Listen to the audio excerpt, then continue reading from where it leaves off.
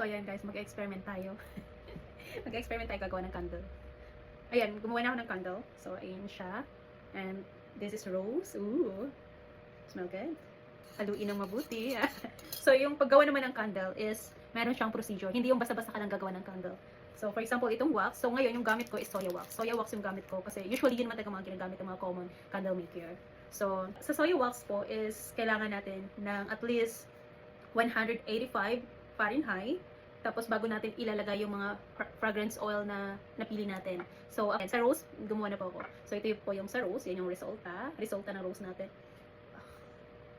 So, smell good. So, ngayon yan. So, ngayon is meron siyang, ayan, check lang natin. Para magiging perfect yung candle mo.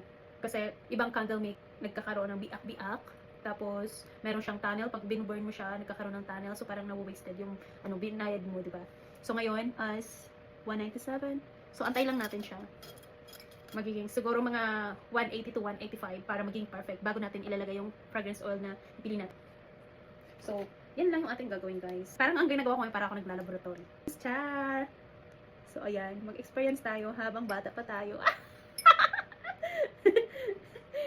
Subukan natin kahit ano.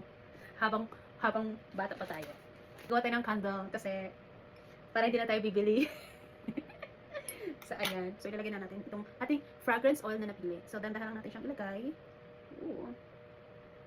So, smell good, guys. And then, haluin natin ng mabuti. Ayan, tapos.